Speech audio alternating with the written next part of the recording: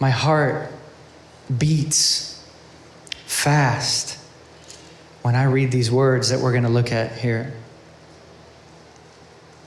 It's in verse 6. That's what we're going to look at.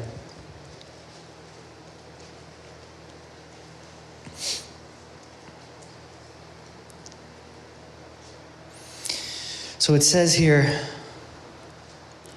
"Come, let us worship and bow down. Let us kneel before the Lord our God, our Maker. For He is our God, and we are the people of His pasture and the sheep of His hand." So today, if you hear His voice, do not harden your hearts. We'll stop right there. Come, let us worship and bow down. In medieval times, when soldiers surrendered, they knelt as a sign of surrender. When you throw yourself at the feet of someone in the thing that you're doing, you're expressing an extravagant act. You can look in the scriptures and you can find over and over when a person throws themselves at someone's feet, they're in deep need or they're in deep awe. Every time an angel shows up, how does a person respond? They fall down. This throwing ourselves at the feet of Jesus and bowing at the feet of Jesus is the expression of worship. And I guess the first point of the message today is this, is that if you live bowing down, everything goes over your head. You may feel in your life like you get hit by all kinds of arrows. I'm telling you, if you'll live low, all those things will fly right over you. And this is what I believe we're seeing here. Come, let us worship and bow down. This word come is an invitation. It's not a command. It's literally a cry for you to avail such a privilege. Come, let us worship and bow down. Let each one of us recognize who He is in this way. You are worthy, Lord. I give you everything. When you bow down, your head goes down with you. That means all of your thoughts. When you bow down, your eyes go down with you. That's everything that you give attention to. When you bow down, your mouth goes down with you. That means everything that you've got to say about the matter. When you bow down, your ears go down with you, which means it doesn't matter what anybody else says, everything's submitted to God. When you bow down, you are ending all of your activity and movement and bringing yourself to a place of surrender at the feet of the Lord. Come, let us worship and bow down. Herein is the key of what worship looks like. I put you above everything. He's greater than the angels, and He's higher than the priests, and every knee will bow to His exalted seat. 7 stars are in His hand, and every crown is at His feet. Complete and perfect are His ways. He's the Ancient of Days. The earth and sky flee from His face. He's a person, a taste, a resting place, a refuge for any case. Oh, hasten the day when my faith shall be sight. And because He is bright, my clothes become white. He's light, life, and love. He's Jesus above. And when we see Him as this, and we place Him as this, we worship Him. I have a conviction in my heart. It may not be shared by others, but I have a deep sense of the greatest ill in humanity is lack of worship. John Piper once said, missions exist because worship does not. What does that mean? It means that you and I were in need of evangelism of the gospel because we were not worshiping the Lord. The gospel is a call for all to fall at the feet of Jesus and place him where he belongs, above everything, above your mind, above your emotions, above other people, above what's happening in the United States, what's happening in the world. You place him above all. That's what it means when we fall to the feet of Jesus. I give you everything. I got nothing left to give. I'm at the end of myself. Here I am. You remember when the centurion comes to Jesus? What does he do? He falls right to the feet of Jesus. He is at his wit's end. He's got nowhere else to go. It was Abraham Lincoln who actually said, I've been driven to my knees by the overwhelming conviction I have nowhere else to go. And yes, circumstances in life can bring us to this, but it's so much better when you just choose it. It's so much better when you just live that way. And as I said at the beginning with the very first point of the message, if you live low, everything will go over your head. I'm telling you, a lot of our unnecessaries that we go through in our minds and in our hearts and in our relationship has its roots in we haven't went to the feet of Jesus. The next thing here it says is, and I got to make a mention of this, it says, the Lord our Maker. I don't know why, but we as humans forget this all the time, that he made us. The Bible even goes out of its way to say he made us and not we ourselves.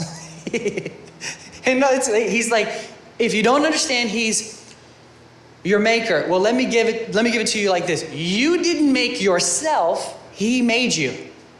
You say, what's the significance of this? I know that already. Well, here's the problem. Even when we know that kind of thing in our minds, we live and are convicted about something different. Let me explain how. Somebody says, I want to marry so-and-so. That's the guy for me. And so you start praying, oh Lord, that's the guy that I want to marry. And then God shuts every door on the whole thing, shuts it down completely, and then you're mad at God, and he's saying, you don't know him like I know him. He will crush you. He's not made for you. I know you better than you know you. I made you. Therefore, let me bring somebody to you because I know 50 years, 20 years, 10 years down the road what you need and what he needs. He speaks to us outside of time. His counsel is outside of time. His direction is outside of time. He made us and not we ourselves. So it's so much better to stop telling God what we want and just bow down low and say, whatever you wish, my love. I will take that because you're the one that knows better than I know. He knows better than I. It's so important for us to recognize this. It'll bring so much peace into our lives when we'll lay our will down at the feet of Jesus. Somebody tweeted out the other day, a mortified will is what God's after, not you having peace and joy. And I thought, wait a second, you can't separate the two. A mortified will removes all the obstructions for God to flow in as what he is, peace and joy in your life. So it says here, the Lord our Maker, he is our God. Look at this. He switches the imagery. We are the people of his pasture and the sheep of his hand. This is interesting to me because we're just talking about having our faces to the floor in response to his majesty. And then he goes, and your sheep too. Can I tell you something about sheep? Sheep don't know the way to go.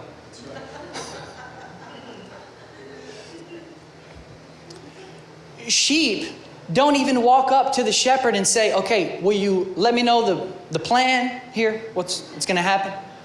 The shepherd doesn't stand in front of the sheep and say, we're going to come to some heavy terrain here in a minute. It's going to be uneven, and they just look at him.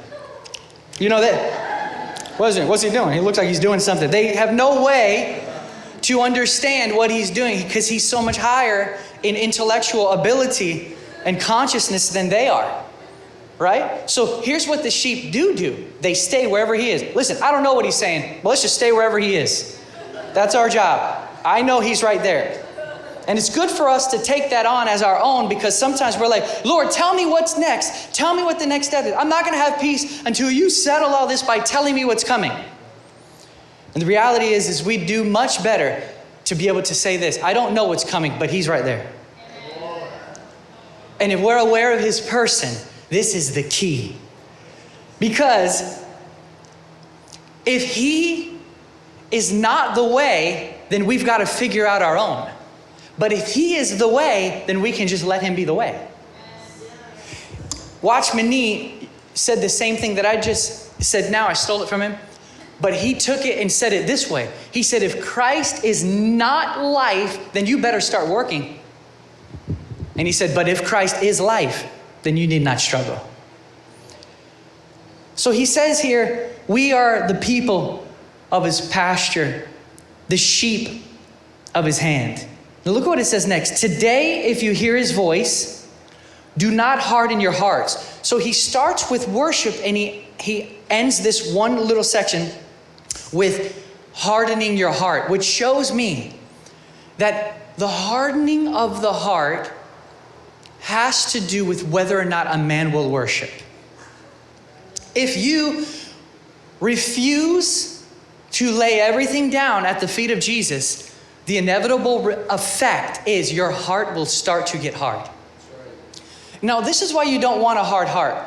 Because if you have a hard heart, the seed of the word will bounce off of you.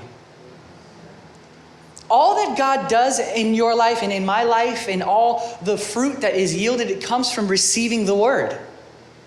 But if your heart is hard, it bounces right off. And it can't take root and grow in our lives. We need soft hearts. One of the first things that I noticed in my life when I got filled with the Spirit was my tenderness of heart. My heart just felt so soft and literally vulnerable. How many of you know what I'm talking about when I say this? That is something that I look to the Lord and I ask him for grace to maintain, because I know what happens to me when my heart starts to get hard. I respond differently to my wife. I respond differently to my kids. My outlook on life is different. My gratitude starts to just wither away. And as I said in the last service, ingratitude causes a bad attitude. I tell my daughter all the time, listen, if you don't have a good attitude, you need to see what you're not being grateful for. A soft heart, a soft heart. Just put your hand on your heart. Say, Jesus, oh, how I need a soft heart. I ask you to give me a soft heart. So back up to the sheep here. They're so funny to me. I have a couple of pictures of sheep on my phone, so I look at them and think of how funny they are. They're really interesting creatures, you know? I actually was talking with a shepherd one day, and this actual shepherd said, you can't herd goats because they have their own will and they run any way they want. And he says, but sheep, when they know the shepherd, they come together and they will follow, like with a meekness, with a gentleness, without an independent will that bucks against the leader. Sheep are Jesus' chosen image for us. He actually calls himself in John 10, he calls himself the good shepherd. If he's the good shepherd, that would make us sheep. You see, I want to be meek as a sheep because that means I'm letting Jesus lead me. If I do not let Jesus lead me by living a life of worship, then I am acting not like a sheep. I'm not acting like a sheep. As a matter of fact, I heard a guy once say, he got up and grabbed the microphone. He was actually a respected preacher. And he gets up and then he goes, I don't need to be led by the Spirit anymore. I already know what he wants.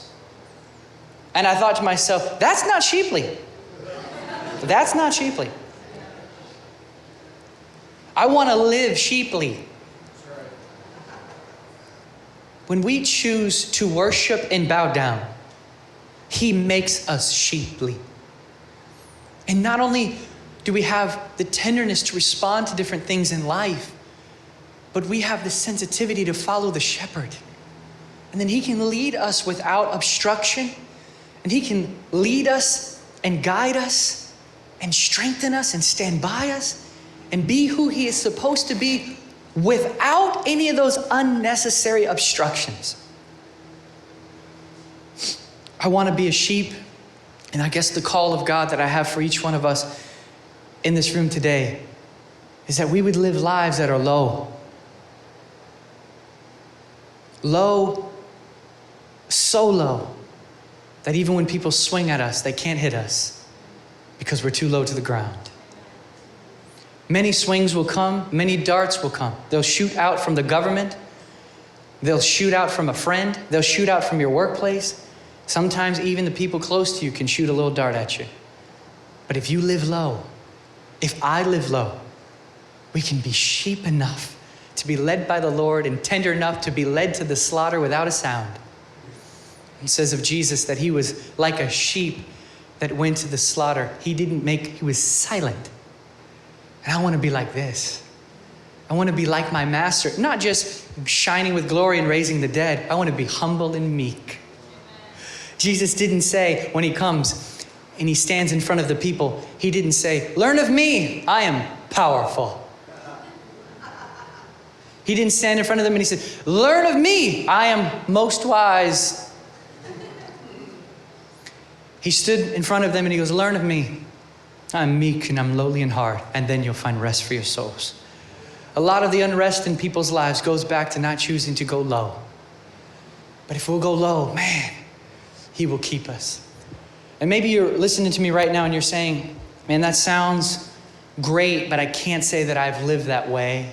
I can't say that I've been sheeply with my wife or sheeply with my husband or sheeply with my workplace or different people that God sends to me to show me things about me.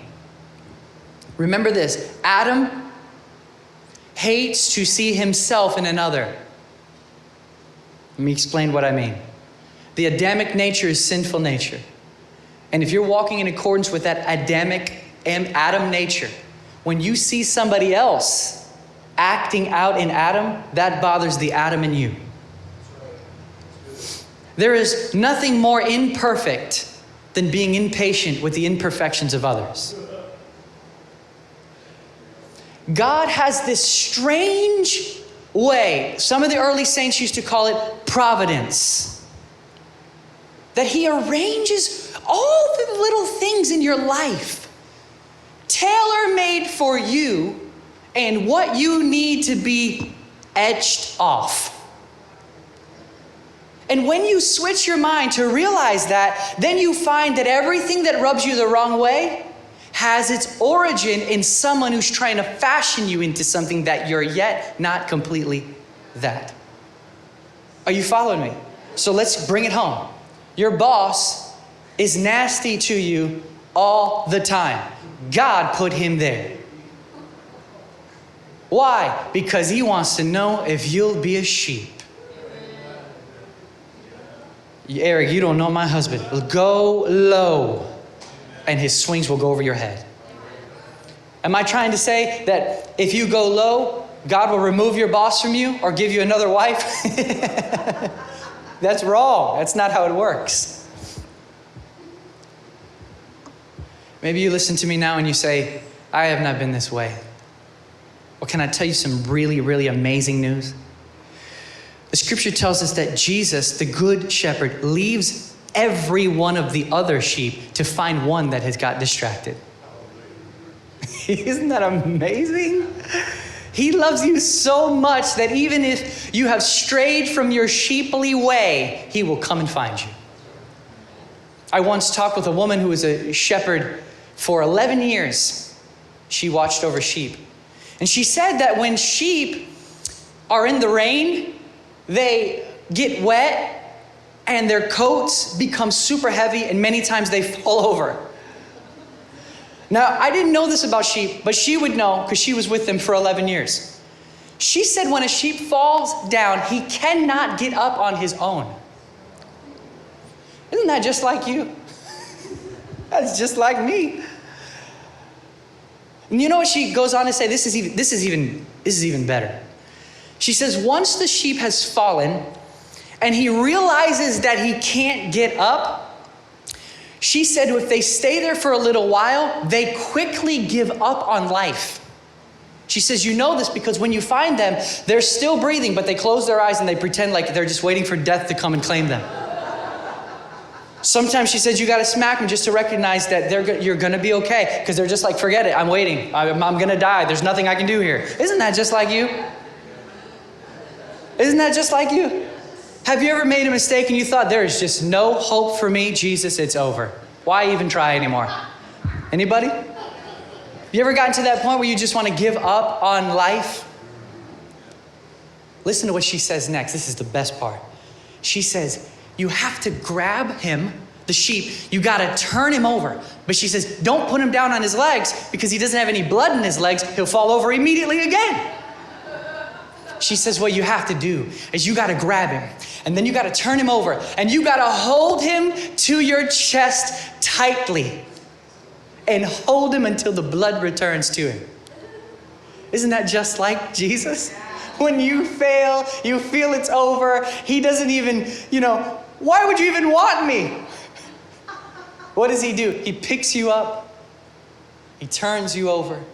He lays you upon his chest and he says, my little lamb, you are always needing me and I am always here. And he holds you dear until the blood returns to you. And then once the blood returns, she says she would drop them and they'd run off like nothing ever happened. Isn't that just like Jesus?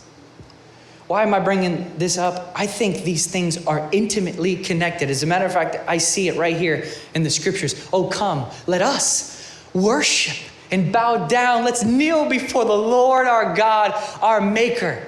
For he is our God, and we are the people of his pasture and the sheep of his hand. So today, if you hear his voice, don't harden your heart. Come and worship and bow down.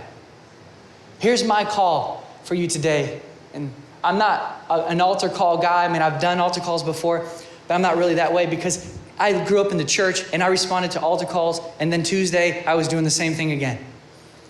Altar calls are good in some ways, but for me, I find there's something even better than that. It's for you to make a decision in your heart that for the rest of your life, starting with tomorrow, you're going to, or even this afternoon, even after we leave here, that you're going to be somebody who says, here's my entire life and being. I lay it all down at your feet. Here's my opinions about the whole thing. Here's my need to understand. I lay it all down at your feet. As a matter of fact, this is what we see in Romans chapter 12, where Paul says this is the only reasonable act of worship that there is. Some translations say spiritual act of worship. When you look at the word, it actually means a reason. This is the only thing that makes sense. What? Laying your body down on the altar as a holy sacrifice, a living and holy sacrifice to God. Living means it's constantly happening, and holy sacrifice means it's dedicated to God, because in the Old Testament, when something was dedicated to God, the moment it was dedicated, it was holy. So in the same way, you choosing to say, here's my entire life, I lay everything down on the altar. Not just an arm on the altar, not just an arm and a leg on the altar, the entire body on the altar. This is the only thing that makes sense. Makes sense to what? Makes sense to the one from whom all things are, the one to whom all things are, and the one through whom all things are. The one that is owed nothing by men. The one who loves us for no reason, but we love him for many. I encourage you that today you let the word go into your heart and you let it change the way you live. You say, Eric, I already live this way. Well, praise God, this is gas on your fire. Eric, I already live this way. Well, you're probably more happy about this than anybody else. But if you don't live this way, I'm telling you, you have a lot of unnecessary in your life.